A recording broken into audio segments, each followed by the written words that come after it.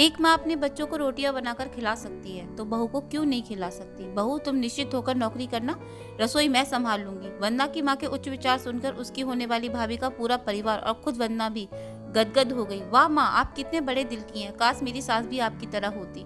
मेरी सास को तो बस हुक्म चलाना आता है, मुझे गर्व है मेरी माँ इतने खुले विचारों की है। अपनी चिड़चिड़ाहट निकालते हुए वंदना बोली। कुछ दिनों में ही वंदना के भाई की शादी हो गई और कुछ दिनों के बाद ही वंदना की भाभी ने अपनी नौकरी ज्वाइन कर ली।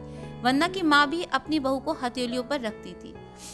सुबह उसका नाश्ता, टिफिन, फिर रात का खाना भी तैयार रखती थी। अपने हाथों से परोस कर सबको खाना खिलाती थी। उनकी बहू भी मम्मी जी करते हुए अपनी पसंद नापसंद बताती रहती थी, जिसे वंदना की माँ बड़े चाव से पूरा करने में लगी रहती थी। खुशी खुशी दिन बीत रहे थे, लेकिन प्रक्रिया धीरे धीरे अब उदासीनता में बदल रही थी। वंदना की भाभी को अब कुछ भी न करने की आदत पड़ गई थी। एक दिन जब वंदना फोन पर अपनी माँ से बात कर रही थी तो उसकी माँ बस रो पड़ी।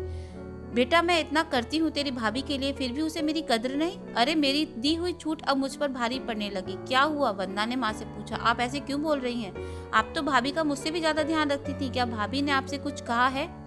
वंदना पूछने लगी। वंदना बेचैन होते हुए माँ से जब पूछती है तो माँ बोलती है, कुछ क्या बेटा, अब तो सब कुछ वो मुझसे ही कहती है। ऑफिस से आने के बाद एक गिलास पानी के लिए भी मुझे आवाज देती है। नाश्ते में थोड़ी देर हो जाए तो मदद करने के बजाय गुस्सा होकर यूं ही बिना खाए चली जाती है। आखिर मेरा भी तो कुछ आत्मसम्मान है या नहीं? मैं तो उसके लिए बस एक कामवाली बनकर रह गई हूँ।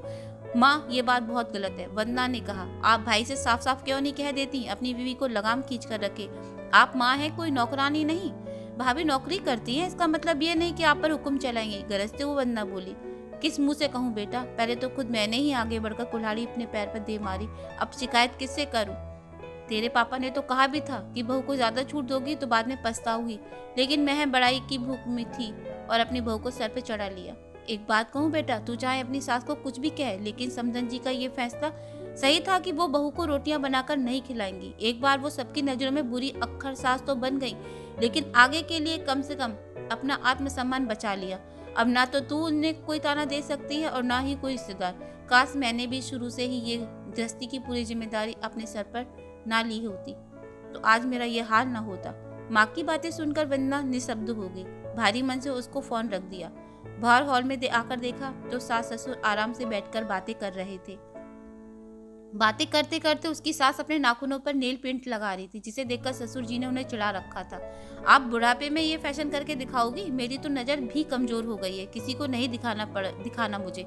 उसकी सास ने कहा, मैं तो अपनी खुशी के लिए लगाती हूँ, सारी उम्र तो घर गृहस्थी में उलझी रही, अब अवकाश का वक्त आया तो अपने शौक तो पूरे कर लूं। पता नहीं कब भगवान के घर से बुलावा आ जाए। वंदना की सास मुस्कुराते हुए बोली। पता नहीं आज क्यों वंदना अपनी सास की बातें सुनकर चिढ़ नहीं रही थी, बल्कि वो भी मुस्कुरा उठी। सही तो कह रही है मम्मी जी, एक गृहिणी को अपने लिए वक्त ही कम मिलता है। पहले अपने बच्चों को पाल पोस कर बड़ा करो, फिर कामकाजी बहू आ जाए तो उसे और उसके बच्चों को संभालो। काश मेरी माँ ने भी मेरी सास की तरह पहले ही कह दिया होता कि बहू की रोटियां बनाकर निन्हें ही खिला सकती। तो दोस्तों, आज की कहानी से क्या शिक्षा मिलती है? देखिए, एक अच्छा इंसान बुराई के रास्ते पे इन्हीं बातों से चल पड़ता है। अगर कहानी पसंद आई हो तो लाइक करें और चैनल को सब्सक्राइब करें। Thanks for watching.